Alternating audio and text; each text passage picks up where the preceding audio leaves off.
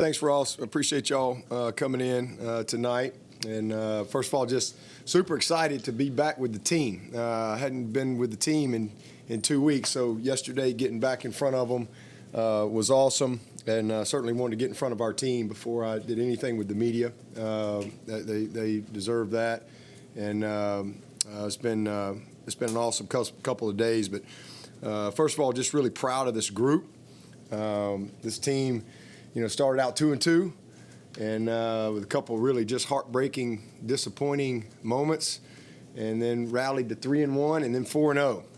And one of the things I challenged the team with October 1st, first day of October, I had a list of every team in the Power Five that had at least 2 losses, and I think there were 28 teams that had at least 2 losses in September. And I said, we're fixing to find out who's who and what's what. And we won 5 in a row and won 7 out of 8. And of those 28 teams, Power 5 teams, only 2 are going into the postseason with 9 or more wins, and that's Utah and Clemson.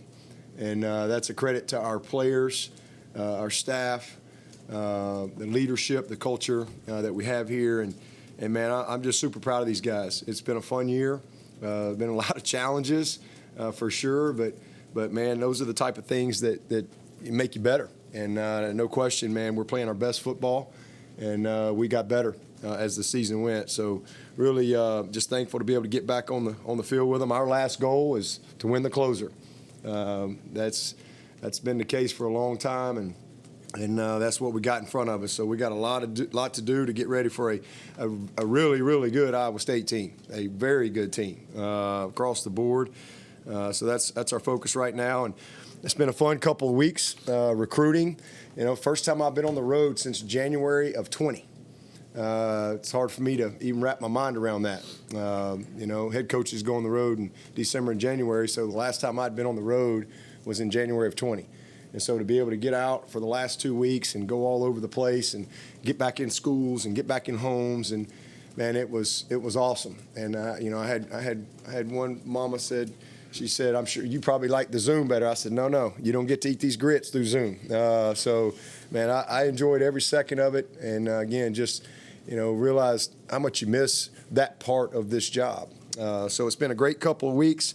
And then this past week, in particular, has probably been one of the best weeks of my life. Honestly, it's been a great experience. It's been a blessing. And you just think about it. So here's been my week. And I got the opportunity. So C.J. Spiller was my first 5-star recruit, one of the first people to believe in me. And then he comes back, to be on my first team in 2009. So my first 5-star recruit, my first rounder, my first top 10 pick, my first Pro Bowler. In fact, I was in Hawaii when he was out there at that Pro Bowl. And now my first college football Hall of Famer, and there'll be more to come. But to be able to be in Las Vegas with him in that moment where the whole college football world was convened last Tuesday night, and be a part of that with his mom and his daughter and Daisha, his wife, I mean, that's one of the greatest, coolest moments of my life, to be a part of that. I mean, just special. Special. And an unbelievable blessing, and then working with Brent for the last week or so, and he and I we traveled together. We spent a lot of time together the last week, and really talking through some things and trying to help him navigate what he was dealing with. And man, I'm so happy for him and Julie and their family. I mean, there's nothing sad about it at all. It's a blessing. It's just like. I take a lot of pride in developing our players. I want to develop our staff, and I love seeing people get an opportunity. And for Brent, because he's turned down a lot of opportunities, and we've had a lot of time to plan. He's had a lot of opportunities, and kept thinking he was going to take it, but this was the right. And nobody saw this coming, but this was the right opportunity for him. And man, that is such a blessing to know that. There's a lot of young people in Oklahoma that I'm not going to get a chance to coach, but they're going to be directly impacted by how we've done things at Clemson for the last 14 years. and I'm thankful for that. And I'm thankful that I had the opportunity to work with a great man in Brent Venables and a great friend for the last 10 years. It's been awesome. And, I love continuity. Continuity's great, but new opportunity's great too. They're both great, and so this is a great opportunity for everyone involved. And then for Tony, I've been with Tony for 19 years. I'll never forget. I took a job, and 2 days later, I'm coaching spring ball. Literally.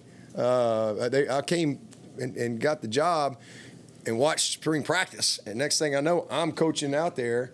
And my very first meeting, I'll never forget, because Tony couldn't go through spring that spring. That he wasn't on the team that spring. He kind of had he was coming back in the fall, and I was really confused when Tommy was explaining the whole thing to me.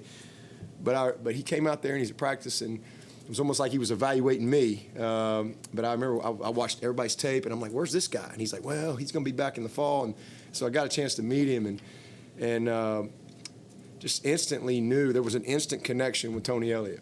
We have a lot of similarities, and as we got to know each other's backgrounds and histories, we kind of had an instant bond. And man, he was awesome for me my first year coaching these receivers, and a leader and a captain.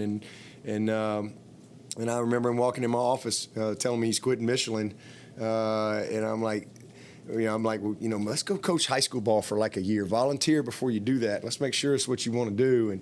And then being able to bring him on board, and he never coached a running back a day in his life. And I'm like, I'm not worried about that. That's easy. I'm just hiring you because you're who you are as a person. And then moving him to offensive coordinator, never called a play a day in his life. And very similar, 7 years ago, this very bowl was the last time we had, and Oklahoma was a part of that equation too, ironically, 7 years ago.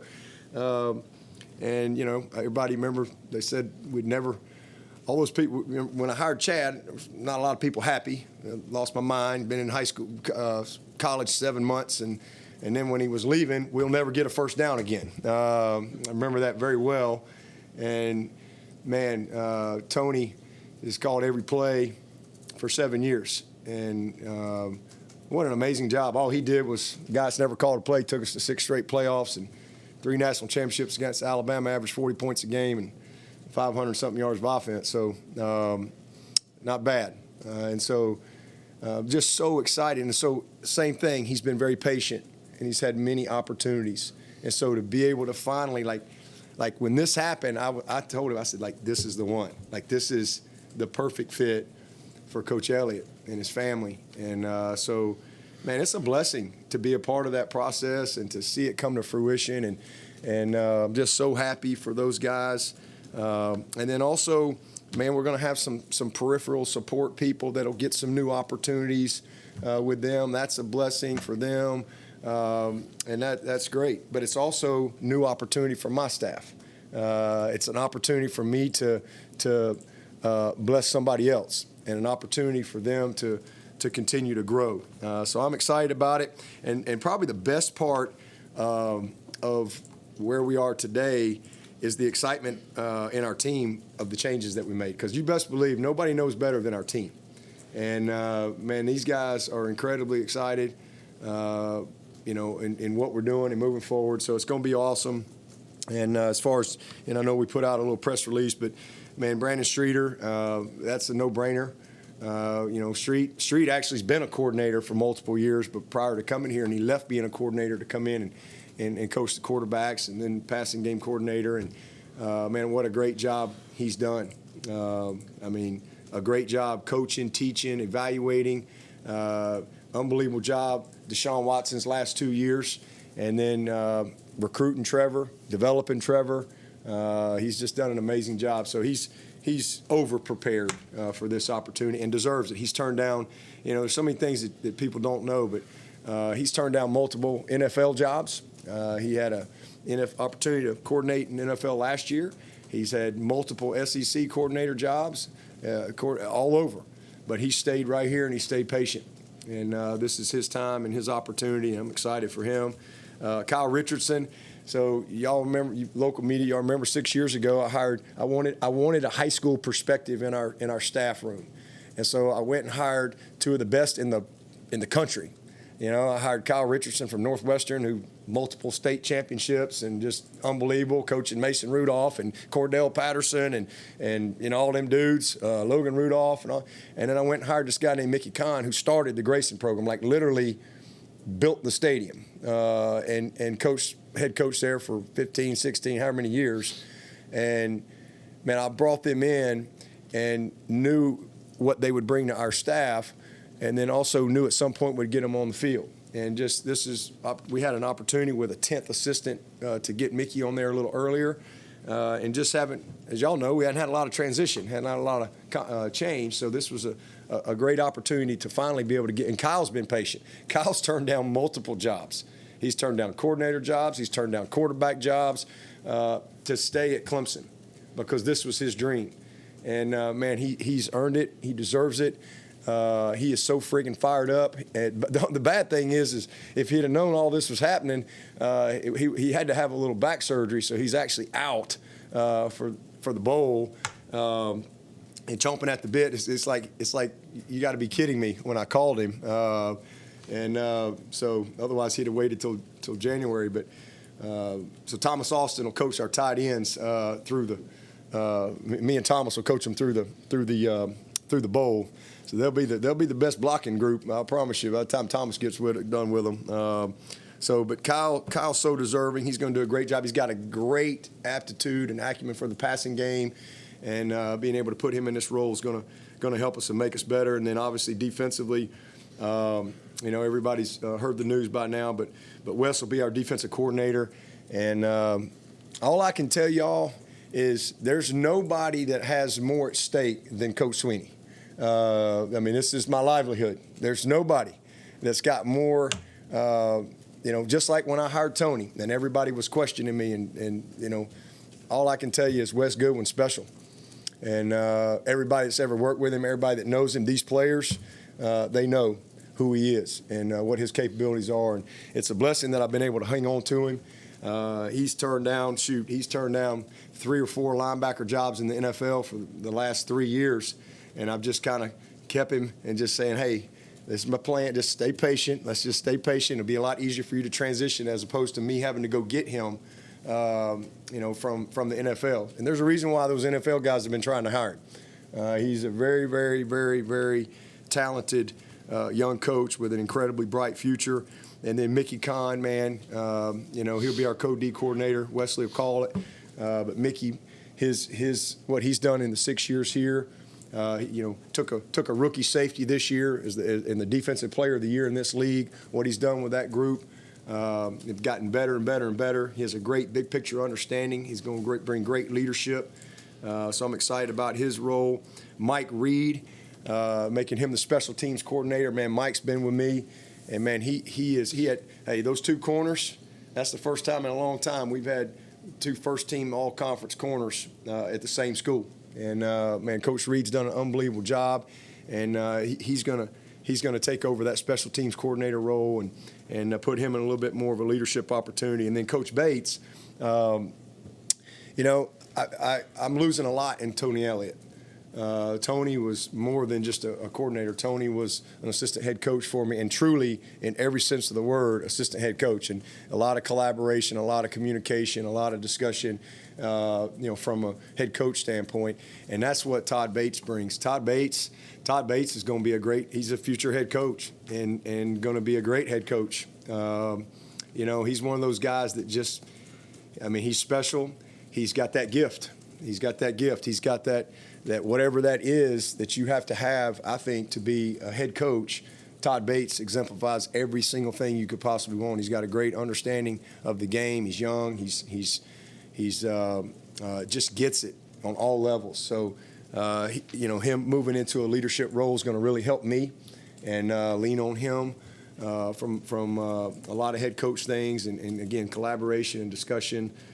So I'm excited about Todd being able to step in that role, and what an unbelievable job he has done, and somebody I have just so much trust in his opinion, in everything. He's also our recruiting coordinator, so just more responsibility for him, and again, he'll be a head coach sooner than later one of these days, no doubt about it to me. And then the last thing, we'll restructure. With Thad moving on, and what a great opportunity for Thad. I've known Thad for 30 years, 30-plus years, and for him to get an opportunity to kind of go be the Woody role for Brent, it's going to be really good for Brent, and because Brent's going to need some help there, and it's going to be great for Thad. So it's a really cool opportunity, and that's going to allow me to kind of blow some things up and restructure organizationally, kind of my org chart. Create some new opportunity for some peripheral people. There'll be a few things that you'll hear about, I'm sure, somewhere along the line. But I'm really, really excited about that. We've got an incredible staff, and it's all coming together. And it's been a lot of fun. I mean, it really has. It's been one of the best couple weeks of my life, really, just to be able to see people that you love achieve, something so special. So I'm excited about it, and again, day 2 of practice, got back in some pads today, and love what I see in our team. And then also super excited for Dan. He kind of let me know. I didn't know for sure it was going to happen, but I told him that brand new pair of Ray-Ban sunglasses he had on kind of gave it away when he came to let me know. But man, I'm so happy for Dan. Listen, Dan, he's going back where he started. He's a GA. Dan has been phenomenal to work with. He and Marcy, I mean, just friends for forever. But this is a great opportunity for him, and I'm thankful for him. He came in here at a time where we were transitioning, and man, he believed in me, and he believed in the vision, and especially when I kind of threw some things out there, and he had the guts. He had the guts to support it. And, man, we're standing in a building that doesn't happen if he didn't have the guts to buy into what I wanted to do. And knowing there was going to be some kickback. I told him, I said, man, soccer's going to be mad. Everybody's going to be mad. But we're all going to get better. And dadgum, if soccer don't go win the national championship. And so shout out to the soccer team and Noonan and the boys. What an unbelievable season that they had, and man, great finish in the postseason. So I'm so happy for our soccer team as well. But man, just all you can do is thank Dan for the great work he did for Clemson. He made Clemson better, and I can tell you this: we're in great hands with our acting AD in Graham Neff. He's special, and that's one of the things I think Dan. He and I talked about this. I take a lot of pride in developing our staff. Just like you take a lot of pride in developing your players and knowing that they're prepared. Man, Dan has prepared Graham well, and he's a special guy, and look forward to seeing how all that unfolds down the road. So, and again, last thing, just congrats to the soccer team, and appreciate all the fans coming out and supporting them, up in North Carolina, and then also when they got back the other night. What a great moment for Clemson, and a great moment for Noonan, his team, and the whole staff. So with that, I'm sure y'all got a couple questions, so fire away. So Wes will call plays and figure out who's going to be in the booth on the field? Yeah, Wes will be on the field, and Mickey will probably stay up in the box. We're still going to talk through that a little bit, but Wes will call it. He was already on the field, so he'll just call it. Yeah, well, we all know how you feel about elevating your guys after years. I'm guessing, though, when these openings came up, your phone blew up with a lot of interest and people who, college football fans would know. Yeah. Did any of that give you pause? Did you stop and think? No. This was 30 seconds. Yeah. This has been done for a while. Just a matter of when. And that's one of the reasons Brent wanted to take Wes with him too. But certainly wasn't going to let that happen. But yeah, it was kind of a triple whammy, because not only is everybody reaching out for a job here, they're reaching out to get a job with Brent, reaching out to get a job with Tony, and so that part's been a little crazy, but it's been cool too, because I've been able to communicate with a lot of people, and been good to catch up with some folks and had some good conversations. But absolutely, incredible interest. Yeah, but at what point did you know in Wes's career, like, hey, this is a guy that when we have, I would be interested in him moving into college? He's been with me since 2009. And when I first met him in '09, I knew he was special. And then watching him coach on the field, being a GA for us, and he's this guy gets it, And he coached our safeties in 12, and then he left after the bowl game that year to Bruce stole him from me, and then Bruce retired, and I was able to get him back, or he'd still probably be in the NFL. And then it's a miracle that I still got him these past 3 years but he's stayed patient, and again I've articulated to him where he was, and that's one of the reasons he stayed here, because he really wants to be here. He's got a young family, and his wife Jenna Lee, they love it here. So I've known for quite a while how special he was, and he's going to do a great job. There's no doubt about it, and the players know too. The other part of his job is recruiting.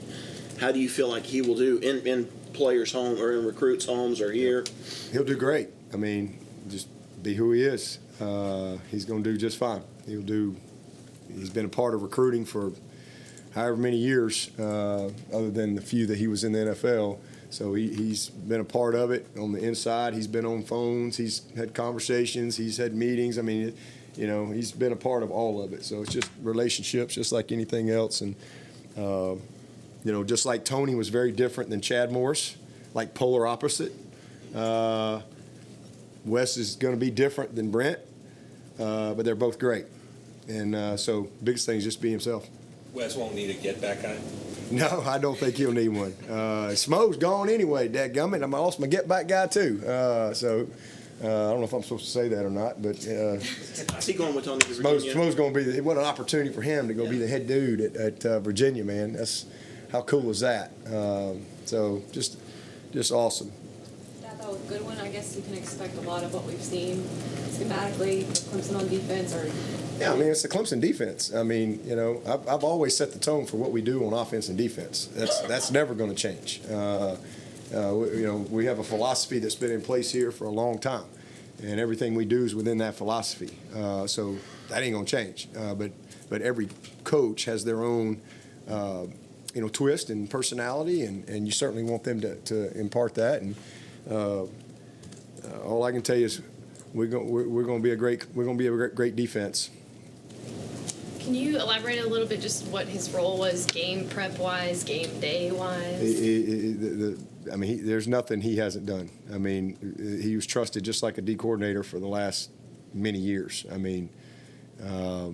Unbelievable mind, unbelievable planner, unbelievably organized, incredibly smart. He's been a huge part of our success. Absolutely. He's got he can see it and draw it in seconds. Just amazing, what he's been able to do for us, in his role.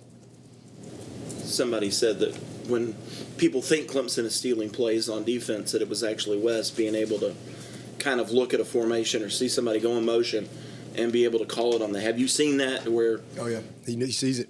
He sees it. He knows it. You have breakdown. He knows it right away. Right away. It's just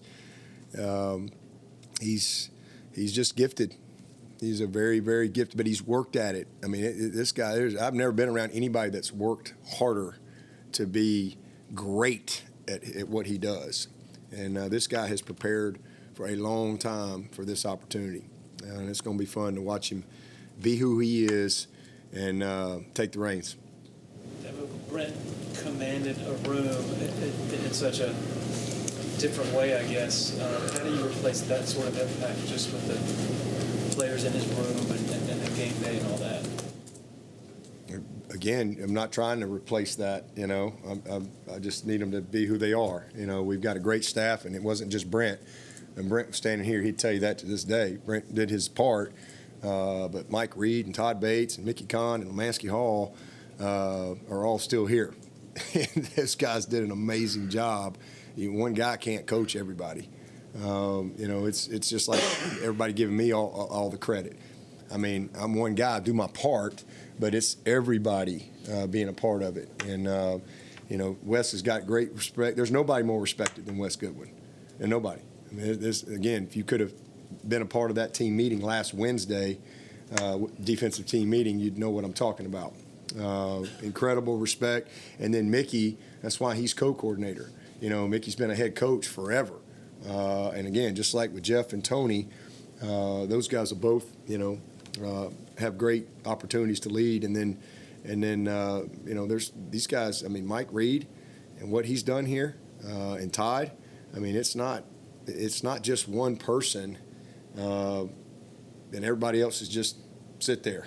That's not how we do things. I mean, we've got an incredible group, and Wes will do a great job of leading and a great job of empowering the staff as we transition.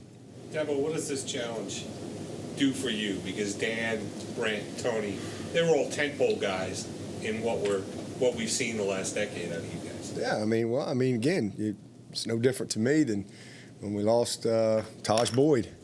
We lost Sammy Watkins, and it's just you keep developing, you keep moving, you keep growing, you keep getting better, and man, it's great. It's great energy. Again, I love continuity, but I also love change and new opportunity.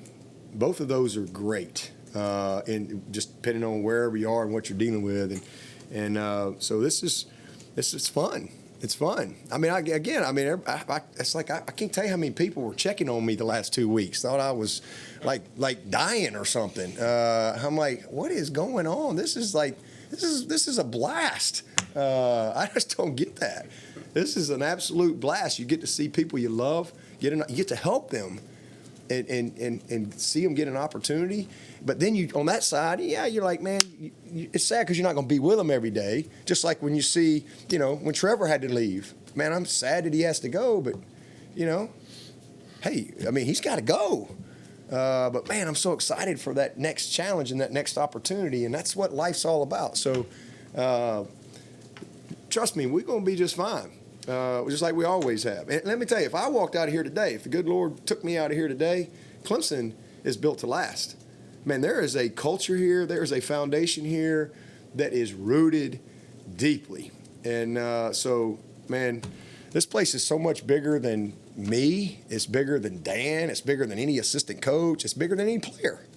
When Deshaun Watson rolled out of here, we're never going to win again. And Trevor rolled out of here, and, man, we're going to be just fine. Man, it's going to be a blast to see it all come together, and I'm excited about some of the people that are going to be coming in some different type of roles, over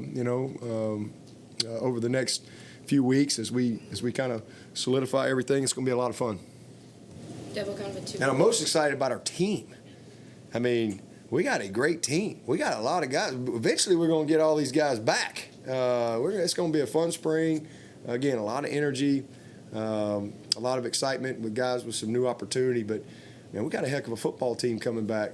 So we're going to do the best we can in this bowl game to rally them one more time, and hopefully we get a couple of bodies back. But certainly by spring training, we've got a chance to put a heck of a football team together. Kind of a two-part question. Was there consideration bringing someone else in to fill those roles? And I guess how much did continuity play a factor in those final decisions? Yeah, for me, I'm always going to promote from within when it's feasible. It's not always feasible. When I hired Chad Morris in 2011, it wasn't feasible. When I hired Brent Venables, it wasn't feasible. When I brought Todd Bates in to replace Dan Brooks, it wasn't feasible. So I've always, I hire people from all kind of places. I'm gonna hire the best person. I'm not hiring what other people want me to do and all that stuff. I'm gonna hire who's best for this team, for this university, for me, et cetera. So sometimes it's very easy. Again, I go back to 2014 when Chad left. That took 30 seconds. Oh, great. All right. Boom. Here we go. It was like the simplest decision ever. And that's exactly where we are in this case in a couple of those instances. Now, again, we'll have a few new people in some peripheral spots, but very easy, very easy. And I think if you're going to be successful in anything, you better develop your staff. You better develop your staff. If you have a great organization, you have to develop your organization. And sometimes it's not feasible based on where you are. You might have a good person, but they're not quite ready. But that's not the case where we are right now. This was a very easy decision in all areas. You mentioned Brent wanted to take Wes. Did he also attempt to with Reed and Bates at all, or is there like a? Yeah, we talked. He and I. I'll keep our conversations private, but he and I talked about a lot of people. Just like Tony and I sat down and. And I said, well, I'm not going to let you have that one, and I'm not going to let you have that one. And he's like, well, I'm going to try. I'm like, well, that's great. I'd be proud of you to go try, but you better try hard. You have, this is great, because I want to help. I want them to have a chance. And like for Miguel, what a cool opportunity for Miguel to be able to go. And the same thing for Thad. I mean, a true chief of staff role for him. And, so it's great. It's great. But we talked about a lot of things. But, again, you're talking about great friendships, great relationships. And, nobody wants those guys to be more successful than me. But I'm sure they talk to a lot of people. I don't know. Will Richardson be in the box and then stylistic? He's going to be on the bed. So... Again, when I called him, he's been waiting for that. He's been waiting for that call for 6 years. And again, he's turned down several jobs. A couple of SEC jobs, a couple of ACC jobs, a couple of I don't know what conference that I don't know if it's Conference USA, whichever one it is. But he's had several jobs, but he stayed very patient. This guy was born.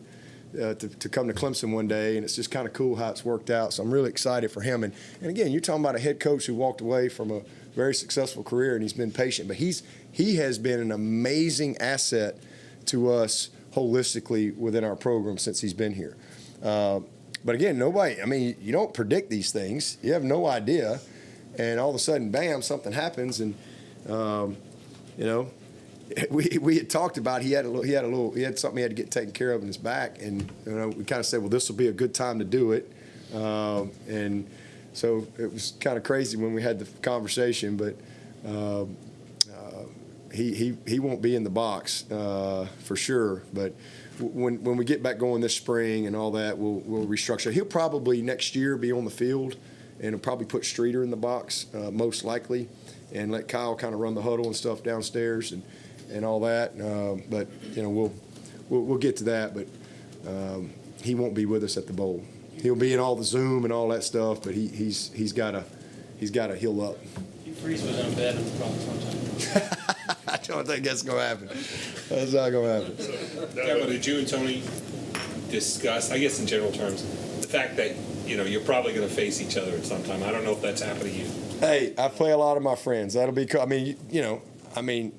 I guess I'm getting older. I got a Hall of Famer, and now I got a tree. I had a twig, and now I got a branch or two. So that's just the way it is. Hopefully you can do a good enough job and be able to be a head coach long enough. The goal, as I always said, the goal's never been to be a young head coach. The goal is to be an old head coach. All right? So many people are in a hurry to be a young head coach. My goal has always been to be an old head coach. That means you've been able to last and sustain and so forth. So, and if you are able to do that, well, you're going to have those things. But, you go compete just like Coach Beamer and I. We're going to compete for the rest of our careers as we go against each other. But that don't mean we can't have great respect for each other like we always have. It's just like when we play and be like brothers. You want to beat your brother. And you hope you beat them, but you still love them, no matter what. It's the Clemson offense, but I'm sure Brandon would like to put his stamp on it, maybe in the spring. Has he discussed with you, hey, I'd like to do this, I'd like to? Yeah, we've talked. Yeah, we've talked about lots of things, but again, we are where we are, and we kind of got what we got right now, but we're going to have a lot more added to the puzzle, especially when we get some guys back healthy and get some more things added in here from a recruiting standpoint. But yeah, we'll have lots of discussions about those things, but still a philosophy, and as long as we're operating within that philosophy, we're going to be great. So Dabo, just to be clear, you did not officially interview any external candidates for these coordinator roles? I did not. This was 30 seconds. That'd be hard for me to interview somebody in 30 seconds because that's how long it took to make a decision. again, when you know, like this has been a plan for a while. And again, it's one of the reasons guys have stayed patient. And so it's been great. Yeah, but you mentioned in 2014 when Chad left, people thought y'all would never get a first down again. Have you heard some of that? Have you heard some of that talk now with Brent leaving? I know what's out there because Ross likes to give me the vibe of stuff. I don't pay attention to any of that. Man, that's the last thing I got time for. Again, as I said earlier, this is what I do for a living. Since 1993, I've been coaching football. I mean, all I can tell you, when I got this job in 2009, Clemson had not won an ACC championship in 20 years. And I wasn't a real popular hire. And when I got the job in 2009, you were at that first press conference. And boy, you only come to the big press conferences, so usually he zooms in now. He zooms in, but when I got the job in 2009, Clemson hadn't won 10 games in 20 years. When I got the job in 2009, Clemson hadn't won a national championship since 1981. So, if all I can say is if people don't believe in me after 13 years of what they've experienced at Clemson, they ain't ever going to believe in me. So I have never worried about trying to please whatever. I wouldn't even say the masses, the minority. I've never worried about that. Only thing I worry about is what's right, and loving my players and developing great men through the game. And keeping the main thing. Our vision of this program has never changed. I've never been one to chase championships. I just chase hearts and just try to build great men through the game. And if we can do that, championships will come. And that's never changed, never going to change. That's the purpose of what we do. And so, again, that's what I would say is if people don't believe in me and if I haven't demonstrated enough good decision-making over 13 years, so now we're going for our 11th 10-plus win season in a row.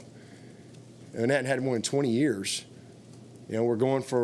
We've won 7 conference titles in the last, 10 years or whatever it is. We've won 2 national championships, and we're an onside kick away from a third. And we beat the best of the best of the best of the best to do it. And we've done it the Clemson way. We, in my opinion, are the model program in college football. There's nobody out there having the type of consistency that we've had on and off the field, academically, and success on the field. So I don't really know what else to say.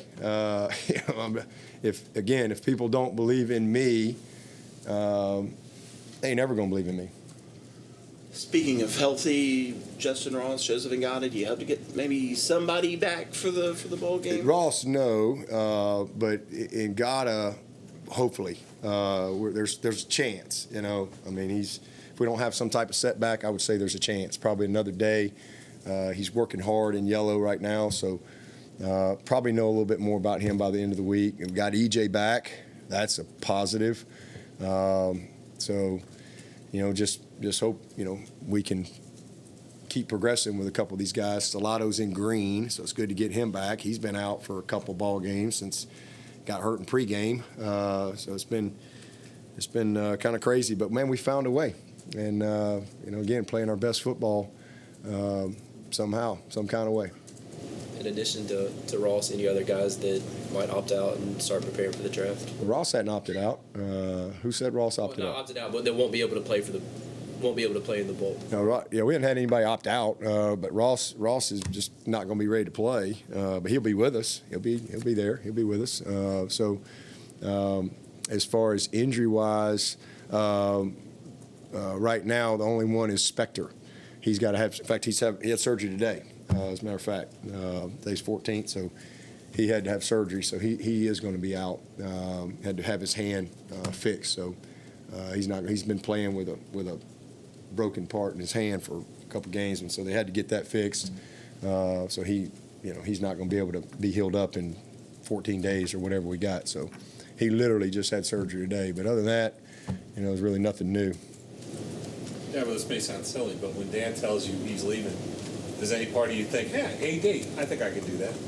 Oh, no. And I will never be an AD. That's one thing you can count on. Two things you can count on. This is as far north as I'm going. And anywhere where there's a lot of snow, I ain't going. So you ever hear I'm going past South Carolina or where there's a bunch of snow, you know they lying. And if you ever hear anybody tell you I'm going to be the AD, you know they lying there too. So I'll be sitting on the beach somewhere before I'm an AD. That's for dang sure. Dabo, this time 10 years ago, Clemson, West Virginia, they put 70 on you. What do you remember? Woo, boy. You going to go there? I am going to go there. What you remember about it, and then the path that it kind of set you guys on after that. Oh, that was painful. I remember Andre Ellington going in on the inch line, and I'm thinking we scored and we're going up by 6 points or whatever we were going to be up. Next thing I know, the ball's going 100 yards that way, and I'm like, surely that's not happening. And next thing you know, instead of going up, you're down, and then they come out and kick it off, and dadgum, if we don't turn it over, score. They kick it off, score, and I mean it was like, wow. I mean it was crazy. So it was a bad night. But I remember very clearly meeting with our team afterwards and saying, you know what, this was a bad moment, but man, what a year we had. We're building. You know, it was our first 10-win season in 20 years. It was the first time to go to the Orange Bowl in 30 years. And my exact message to the team was, this hurts tonight. This will make us better. Don't magnify this and dwell on this.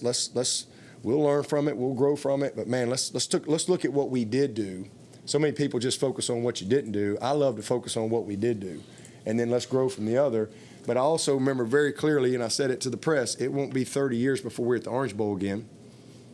And if I remember correctly, we were there 2 years later, and we beat Ohio State and won the BCS. So I remember it like it was yesterday. That was crazy. And I remember Chad Morris. Most of y'all know Milt Louder.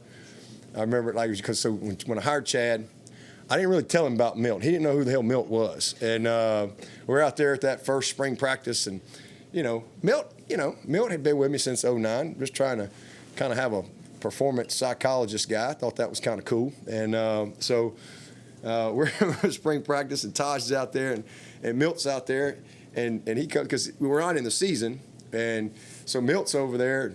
Taj, I don't know, threw a pick or something in a practice, and Chad's out there doing his offensive stuff, and next thing he looks over there, and he's chomping his gum, and Milt's over there talking to Taj, and he's like, who the hell's talking to my quarterback? Who is this guy? And so he goes over and just like rips Milt. Milt's like, whoa, I'm trying to tell him who he is. And so, because we hadn't really got to that point yet, because he was just, we were getting spring ball, and Milt's not around as much in the spring when it comes to football stuff. And so I'll never, ever, ever, ever forget it. It was crazy. Yeah, it was cold, too. That was a cold game. But so Chad kind of bought in, and he was like, okay, this and that. And so we get in that game, and I mean, it's just awful in the third quarter. And he's chomping that gum. He's chomping them headsets, and we're going on there. And he's going, yeah, where the hell's Milt now? I need Milt. Where's Milt? He's screaming in the headset, where's Milt? I need Milt. I don't see him now. Going around and around. It was one of the funniest moments ever in a really bad time. It was hysterical in that moment because he was dead serious, and I'm just like, so Milt and I we've had some laughs over that for many years. He's probably watching this somewhere. He'll be laughing about that.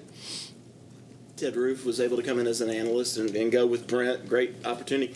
Do you expect any more of these guys to kind of come in as analysts? Yeah, I hope so. I mean, here's a guy that, Brent initially didn't really know Ted and wasn't really sure, and I went to him, and, Ted and I are neighbors up at the lake, and it was a situation. I was like, look, he's a great guy.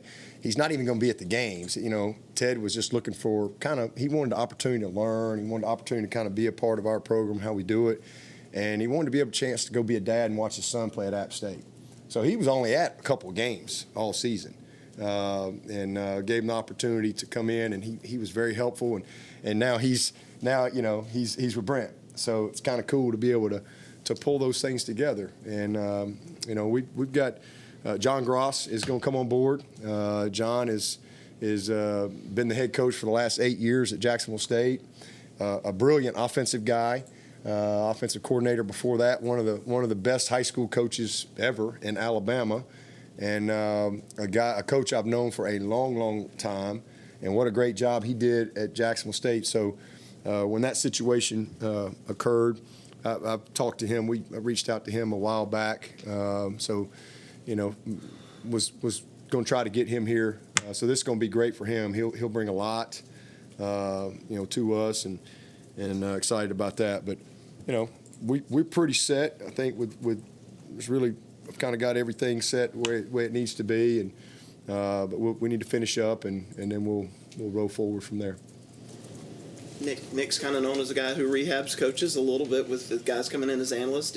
Are you proud of that too? That now Terry's gone on and taken some of your staff, and now Ted's done this and given John a chance. Yeah, absolutely. I mean, again, I love creating opportunity for people any way possibly that I can, and I think you take pride in trying to develop your players and seeing them be equipped and seeing them be successful, and it's no different in your staff. So I'm happy for everyone who's gotten an opportunity. How's Bresee's rehab going? He's doing great. He's doing really, really well. We got several guys. Dietrich. Dietrich looks great. Every time I look at him, it just makes me sick because, we could have used him. But thankful he'll be ready for spring, and Bresee will be ready to roll. Xanders looks great. I mean, we got a mass unit for sure, but all those guys are progressing nicely. Dabo, anything you're willing to share regarding NFL draft decisions? No, not right now. I think those guys are all just focusing on, finishing well, and that there's nothing, definite that I think anybody has decided. I mean, obviously we know who our seniors are, but you got a couple guys that really have, could come back. So we'll see. Oh, I take that back. I will say this: BT's coming back. How about that? I will tell you that because he did come tell me yesterday. So that's pretty cool. To have as good a kicker as we've had come through here come back. He's 20 for 20 in his last 20 on the road. And man, he had that one game. Otherwise, I think he'd had a chance to win the Groza. I really do. So that's pretty special to be able to get a guy like him coming back. What a weapon he is. Is this his 9th season? It'll be his fifth year, COVID year. Pretty cool. But other guys, I think everybody's just focusing on this game and then make some decisions after that. Without naming names, you had some high-profile decommitments recently. What did you chalk that up to? Just there's always some consequences with change, and it's all good. I don't. You're never going to hear me. Listen, y'all know I'm a person of faith. God never says oops. I truly am prayerful about who comes here, and I always pray that it's God's will. And so, if this isn't the right place for a young man, then hey, listen, all you can do is wish him well. I mean, I've never worried about that. I just focus on who is here and doing the best job I can, with those guys, because that's the ones that I know it's God's will that they're here. That's how I look at it. So we're thankful to have the opportunity to recruit young people, and you meet a lot of great people along the way. But at the end of the day, everybody's got a decision to make. And, sometimes there's some consequences with change, and, it's a little bit different landscape out there, but it's all good. You said this has been in the works for a while. It's years accurate? Like, do you have a ballpark? Okay. Yep. I hadn't had any change in 7. It's been a while. So. Even if you knew that, then, did Wes know it? Yeah. You'd Oh, already yeah. told him years Oh, ago? yeah. That's the only way I kept him. Not 7 years ago, but in the last couple of years, he's known that. It's the only reason I was able to keep him, I think, because, again, he's turned down several jobs. He's a no drama guy. No drama guy. And it's been awesome to be able to keep him. Brent never met a gut X blitz on 3rd and 11 that he didn't like. Are you excited about seeing the nuances of how Wes kind of calls a game? Wes works with the best of the best. You know, he got to start with Ellis Johnson, and I worked with Ellis at Alabama, good friend, and man, Ellis is one of the best. You know, he worked with Kevin Steele. Kevin Steele is one of the best, you know, and then he's been around some great ones in the NFL. Spent a lot of time with Sylvester Croom as well. Bruce, man, he and I both done a tour of duty with Bruce. So I worked for Bruce in 1997. I was his tight ends coach. So he was our coordinator, quarterbacks coach, and I was his tight ends coach. So one of the best years of my life was working for him. I learned a lot. And so, you know, we've always had that connection. You know, Bruce has tried to take him back, but, you know, again, we're able to hang on to him. But he's worked with, obviously, Brent, and I mean, so he has a wealth of experience that I think he will tap into, and again, do it his way. That's all I want him to do within the Clemson philosophy. So is that how Wesley sort of got on your radar at first, back in 2009, just working with those guys? Yeah, when he first came in here, I just got the job, and I hired Woody. You know, Woody came in, and Woody tells you something, you better listen. And you know, it's one of the things he told me. He didn't tell me anything about anybody other than Dab. I got one guy, and you got to find a way to bring him. I'm like, well, who is it? You know, and he said, bring him here as a GA, and so that's how he got here. I didn't know who he was, but when he got here in 2009. And I got a chance to start watching him. It was like, okay, this kid's pretty special, and then he's just blossomed. So it's been awesome, and I think Ellis was. I was laughing. He was texting Woody, and everybody that knows Wes is super excited for Wes. This team, unbelievably excited for Wes, and not just Wes, Mickey too. You know, Mickey's going to be a huge part of this as well, but just like Jeff and Tony. But I think what he said, Ellis said, if Wes tells you something, do it. He said, if Wes tells you he's not sure, don't do it. And if Wes don't talk to you, that's because he knows you're a dumb whatever. And that's a direct quote from Ellis in only his way. So kind of sums him up right there. His nickname is Wes-lichick. Wes-lichick, yeah. They've been calling him that for a long time around here. So he probably ought to go coach a game or two before we get that public. But you know, he's going to be a great one. He's going to be a great one. High school ball, or how did he get into that? Yeah, he played high school ball, and he went to Starkville, and he was actually working with baseball.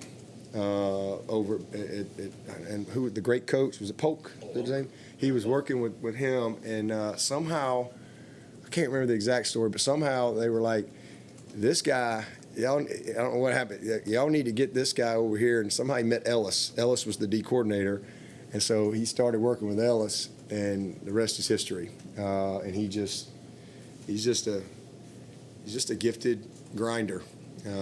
It's worked his butt off to get to this point, and nobody deserves it more. Dabo, is it crazy that everybody says the same thing about Wes when they meet him, and how he just blows their mind away with how smart he is with that stuff? Is that crazy? No. It's called consistency. That means he is who he is. He is who he is. Any questions for Coach from Zoom? Hey, Coach, it's Trevor. Trevor's not here? How are you not here? Here I am. I'm wrapping up a self-quarantine, Coach. Sorry. Oh, okay. But I know that you'll have your exit interviews after the bowl game, but I was just curious if you have any idea of whether Tyler Venables is leaning forward to staying at Clemson. Yeah, Tyler's told me he's staying. Brent told me he's staying. So I think that's, Brent wants him to stay here. Tyler told me he was staying. Jake's staying. Jake's going to transition, off the field. But I think both of them are planning on being here. Again, I mean, anything could change, but that's their intention, and super excited about that. Thanks, Coach. Dabo, kind of along the same lines, were there any guys that considered transferring when Brent left that you had to talk to about? No. Obviously, we had the Tyson and Frank. I think those are, and Joe. I think those are public. But